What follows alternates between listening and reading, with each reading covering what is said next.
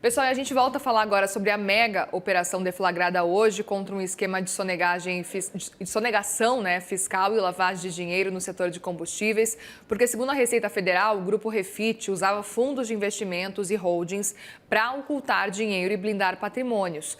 Sobre esse caso, eu converso agora com Pablo Cesário, presidente executivo da Abrasca, a Associação Brasileira das Companhias Abertas. Bem-vindo, obrigada por conversar com a gente por aqui, Pablo. É um prazer para mim. Obrigado, Muriel, pela oportunidade. Uma boa tarde para você e para os telespectadores. Eu queria entender, antes de mais nada, como é que vocês receberam esse cenário, essa notícia, essa nova operação com relação a isso? Pegou vocês de surpresa ou vocês já estavam cientes sobre a possibilidade de uma nova operação semelhante à do carbono oculto que a gente acompanhou no ano passado? Na verdade, Muriel, acho que a Carbono Oculto marca uma inflexão, sabe, de que a Receita Federal, as receitas estaduais, o Ministério Público começaram a enfrentar diretamente o crime organizado e a infiltração do crime organizado dentro das empresas legítimas, legais, que operam normalmente na economia. Então, esta e mais outras operações devem vir, devem continuar. Isso é uma resposta que as empresas vêm pedindo há um tempo dos governos para que elas deem uma resposta efetiva. Então, e aí menos em relação a uma empresa ou outra, mas essa infiltração, ela precisa ser combatida e ela precisa ser não apenas do governo. E aqui, Muriel, tem uma notícia relevante. Há poucos instantes, o presidente da Câmara acabou de nomear relatores para projetos importantíssimos de combate à infiltração do crime organizado nas redes empresariais. Um deles, o mais importante, talvez, porque o mais abrangente é o devedor quanto mais. O relator acabou de ser nomeado. E, além disso, a gente já vê movimentos do governo para pautar e priorizar isso na semana que vem.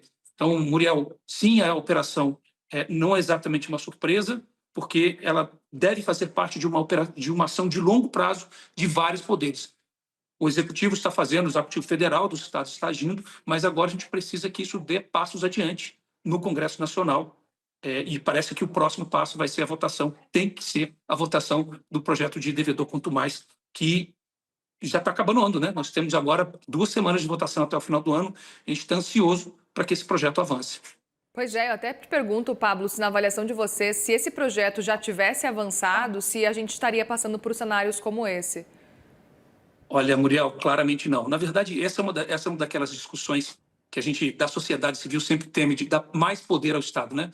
Todos nós das empresas sempre tememos o Estado e a sociedade civil como um todo. Mas, neste caso, há uma exceção válida, que é uma infiltração, um novo tipo de ameaça. A gente está acostumado a falar da relação do peso do crime e da segurança pública para as empresas como se fosse um custo, né? A gente imagina, a gente já fez várias vezes essa conta. Quanto custa a insegurança pública no país?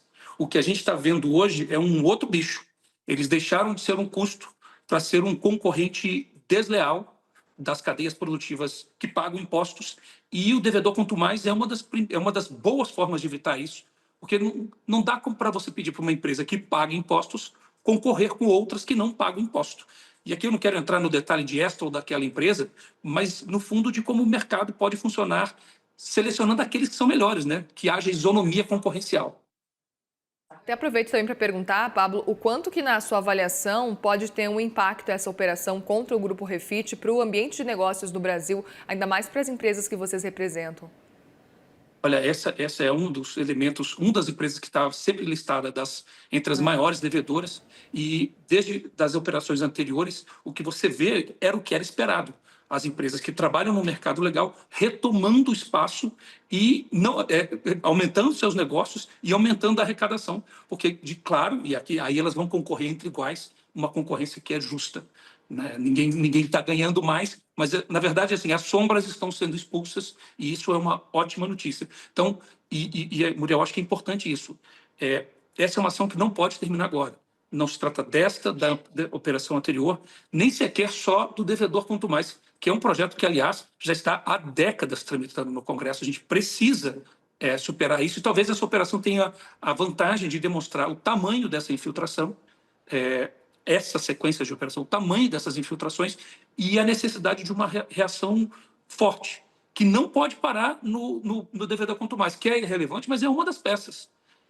Há outras discussões sendo feitas, por exemplo, uma PEC que é relatada pelo deputado Mendonça Filho, há um projeto de lei que a gente também considera importantíssimo, que é como a gente só vai conseguir enfrentar o crime organizado e a entrada dele nas redes normais de operações de empresas quando a gente atacar os incentivos econômicos. Então, a gente precisa inverter essa lógica, a gente precisa acabar com as vantagens econômicas de agir fora da lei.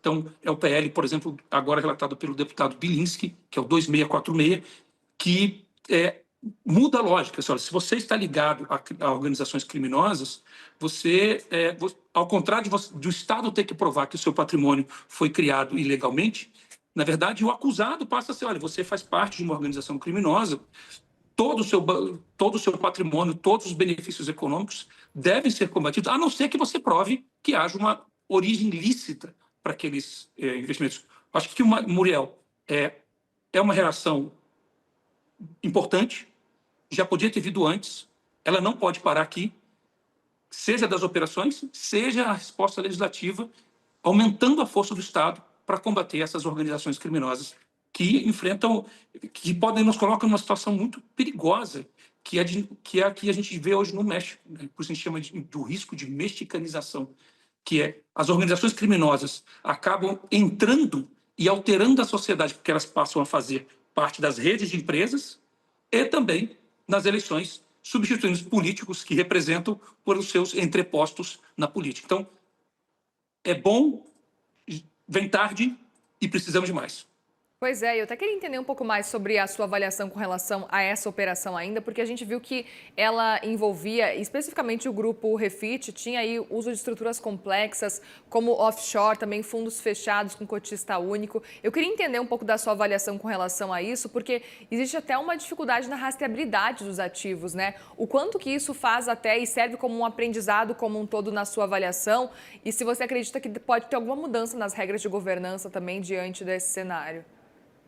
Muriel, esse é um debate que precisa ser feito, em particular sobre a utilização de fundos que já investem em fundos, que investem em fundos. Você vê uma série de produtos do mercado financeiro sendo deturpados. Então, esse é um debate que a gente, como mercado, precisa fazer, e ele não vai ser uma discussão difícil, ela vai ser uma discussão difícil, não vai ser fácil, porque ela também revela a infiltração dessas organizações no mercado de capitais e no mercado financeiro. A gente precisa entender essas estruturas e discutir muito profundamente de como também no mercado de capitais nós evitamos que essas organizações utilizem nossas ferramentas, as pessoas que trabalham aqui, os recursos humanos competentes que estão no mercado financeiro para lavagem de dinheiro. Essa é uma discussão que precisa ser feita sim, e ela surpreende pelo tamanho, né?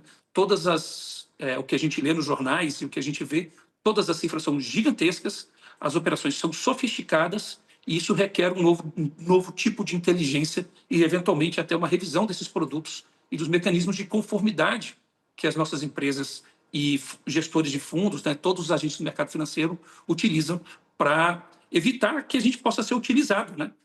Uma boa ferramenta seja mal utilizada. Muito bem, nós conversamos com Pablo Cesário, presidente executivo da Associação Brasileira das Companhias Abertas. Obrigada mais uma vez, viu, Pablo? Bom trabalho por aí. A gente vai conversando para atualizar um pouco mais desse cenário. Teremos várias novidades nesta e na próxima semana. Muitíssimo obrigado pela oportunidade. Obrigada, uma boa tarde.